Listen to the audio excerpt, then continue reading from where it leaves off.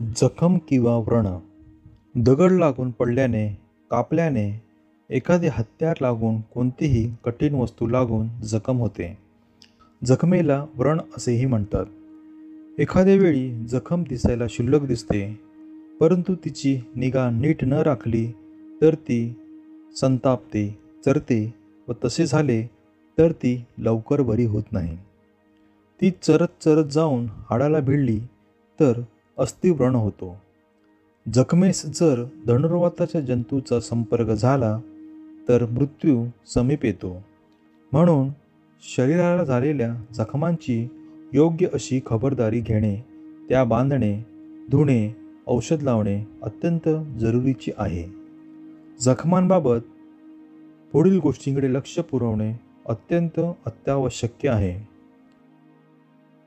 जखम लहान असो किंवा मोठी असो, ती हरडा, बेहडा, आवळकाठी यांच्या चूर्णाच्या पाण्याने धुवावी किंवा घरात कार्बोलिक ॲसिड असल्यास त्याने धुवावी.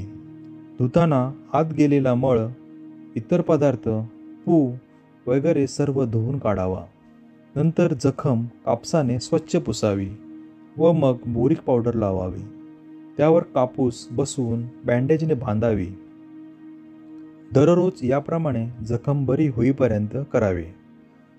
जखमेत पू झाला असेल तर हायड्रोजन पेरॉक्साईड जखमेवर ओतावे. पू वगैरे घाण वर येईल. नंतर जखम स्वच्छ पाण्याने धुवून बांधावी.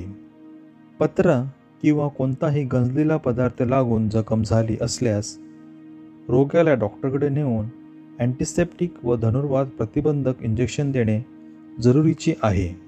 जखमेस लावण्यासाठी मलम, पांढरा कात, आवळकाठी, मुरुड शेंग, चिकण्या सुपारीची राख, मोरचुदाची लाही या सर्वांचे निरनिराळे वस्त्रगाळ चूर्ण करावे व ते जुन्या तुपात मिसळून ठेवावे.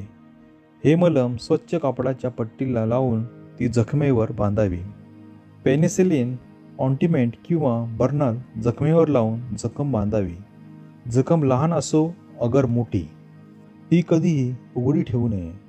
उघडी राहिल्यास धूळ, माशा बसून ती चिडण्याचा संभव जास्त असतो. यास्तव जंतुग्न औषधाने धुवून बांधणे योग्य होईल.